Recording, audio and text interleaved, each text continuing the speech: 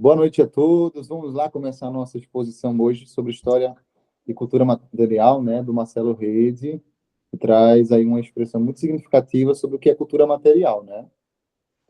Elizabeth, você gostaria de começar? Bom, sim. Ao longo do que eu percebi no texto, a cultura material, ela tem como um agente principal, né, um intermediador, digamos aí, o ser humano, né, com toda a sua bagagem, sua cultura, sua ideologia, né, toda a herança histórica que o povo tem, né. Então, a cultura material ela tem um valor muito grande para a nação e ela carrega uma bagagem muito grande, né? Como eu falei a princípio, ideologias, memórias, valores muito fortes, né? Exatamente como pegando o gancho de Elizabeth, o autor também ele vai ressaltar essa relação da cultura material com a sociedade. Então, ele vai dizer que para haver a cultura material tem que existir uma sociedade. E essa correlação eles estão caminhando de mão dadas. Né? O conceito, né, que Marcelo Rede traz de cultura material, ele nos ajuda a entender esse papel do objeto material na construção da história e da análise das sociedades humanas, que foi o que Elizabeth e Alana estavam mencionando agora. Essa cultura material, ela nos remete aos objetos físicos criados e utilizados e valorizados pelas sociedades. Esse objeto, ele inclui desde ferramentas, roupas, edifícios, artefatos artísticos e tecnológicos, e também essa importância na história, né? Que esses objetos revelam muito sobre a organização social, sobre as práticas cotidianas, sobre os valores de uma sociedade. Eles evidenciam formas concretas que nos permitem entender esses modos de vida que nem sempre eles estão registrados em textos escritos. Eu só queria levar um ponto para a gente poder avançar nessas discussões, é que esse Marcelo Rede, ele traz uma expressão muito interessante a partir da intervenção do século XIX, né, que a gente está mencionando aqui, porque no século XIX surge a Revolução Industrial e começa a ter uma distinção mais clara sobre o que seria cultura material, né? A gente viu, por exemplo, que o viés da industrialização do período, ele trazia uma perspectiva muito mercantil, né, de venda, né, de um processo de descarte, de substituição e de superação de certos produtos. E aí surge, no processo historiográfico, né, que acho que o Elia vai trazer muito bem, que anteriormente a essas expressões, o próprio Marcelo Rede ele diz que existia um distanciamento, né, entre história e cultura material, lembrando que a cultura material era muito vista apenas como atributo ilustrativo, né, nesse sentido, para poder pincelar toda essa abordagem. E aí, Isso. Pode falar.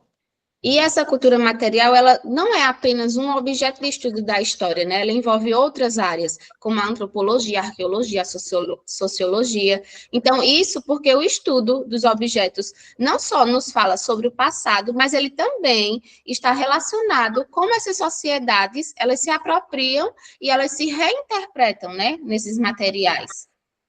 Eu acho que é interessante trazer uma abordagem que a gente já viu em várias exposições que a gente viu no decorrer desse período, né, da nossa disciplina aqui de história, foi trazer pontos de vista diferentes, né? Tem o ponto de vista, por exemplo, da história vista de baixo, né, que é um dos autores que traz uma abordagem bem significativa, e também o movimento da nova história, que a gente também teve até um trabalho que a gente expôs sobre isso, que é um movimento de valorizar não só a parte escrita, né, de documentos tradicionais, mas tantos outros elementos nessa abordagem.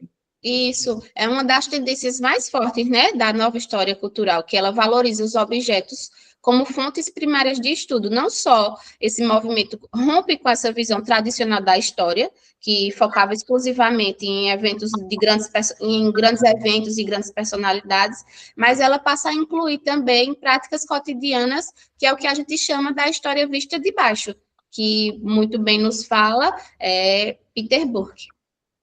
Isso. E outra coisa, desculpa, Josvaldo, e outra coisa importante que Juliana comentou, que o autor vai citar também, é a atuação dos objetos, desse objeto de estudo, que independente de a gente ter consciência ou não, eles vão exercer um papel importante social na nossa sociedade. Isso, eles possuem um poder de mediação social, né, esses objetos. Marcelo Rede vem nos dizer isso. Eles são uns agentes ativos nas relações humanas. Assim, os objetos, eles não apenas refletem o contexto social, mas eles também moldam esse contexto social. Uma coisa interessante que o próprio autor traz é que, por exemplo, o processo de cultura material, ele também constrói um processo de distinção, né? E aí a gente vai observar muito isso no Brasil. O Brasil é tão plural, né? Uma sociedade muito miscigenada, onde, nesse território tão vasto que é o Brasil, a gente vê que várias culturas foram moldadas, né, no processo cultural, material, de expressões também. E aí a gente pode trazer até uma relação, trazendo a perspectiva da nova história, como que é cultura também material, né? E também é uma fonte também de construções de certos saberes e conhecimentos para a formulação daquelas sociedades. Um ponto que eu queria só trazer aqui é que hoje o mundo é tão diverso, tão plural, né? Acho que a gente também vai mencionar no texto, existe um processo de resistência para manter viva a cultura dessas populações, porque hoje a gente vive imerso numa cultura de massa, né? Que a cultura de massa é essa cultura que é para todos, né? E que muitas vezes isso foi muito discutido, por exemplo, no movimento armorial, que foi um movimento acontecido aqui em Pernambuco e aqui no Nordeste, no Ariano Suassuna e o Antônio Nobre, que trazia um processo de resistência e manter a cultura do povo viva, né? Nessas expressões e nessas relações.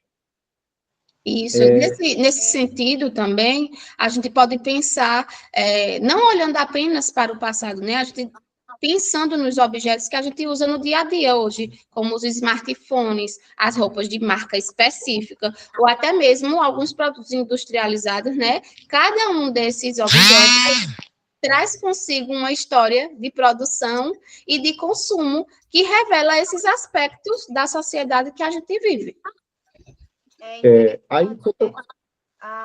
Essa fala de Juliana, porque o texto também aborda, ele fala também sobre o consumo, né, que hoje em dia se tem, né?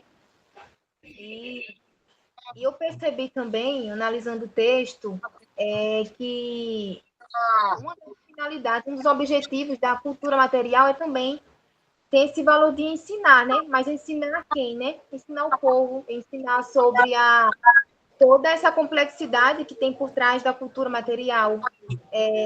Fala também sobre limitações que tem também, né, dentro dessa área ainda. Acaba dificultando um pouco estudar dentro da historiografia. Mas a cultura material, ela é muito importante, né? Então, não Isso.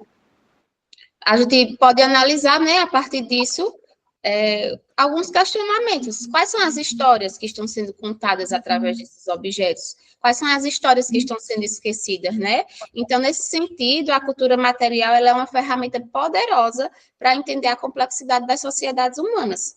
Exatamente. E desculpa, Juliane, tem um ponto importante também no texto que ele vai falar sobre o papel do pensamento, que graças esse pensamento que a gente tem, que vai gerar o comportamento humano, que é a partir disso que vai acontecer as interações com o mundo e com a matéria.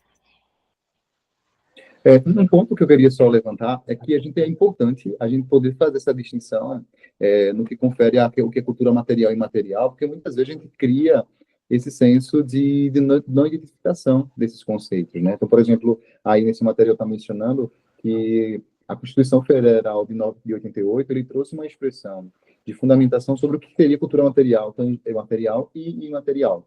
Lembrando que a cultura material, como já foi enfatizado e aí reforça, ela traz a perspectiva do tangível, né, do tocar, do observar, do enxergar, mediante o real, né? Já a cultura imaterial ela traz uma perspectiva do espiritual, do tangível, do simbólico, né? Que traz boas reflexões, que a gente poderia citar várias aqui da nossa cultura pernambucana, por exemplo, né? Como a cultura material pode ser desde o Centro Histórico de Ouro Preto, o de Olinda, aqui pertinho da gente, e tantos outros, como na imaterial, como atribuições simbólicas, por exemplo, das rodas de capoeira, né? Que foram elementos dos povos africanos. O frevo também, que tem um sistema de simbolismo da nossa cultura aqui local, né, de Pernambuco, e vários outros que são enfatizados e são colocados aqui para a gente poder refletir, né? Então, por exemplo, aqui temos alguns objetos que enfatiza, que traz essa distinção muito significativa sobre a relação cultura material e imaterial.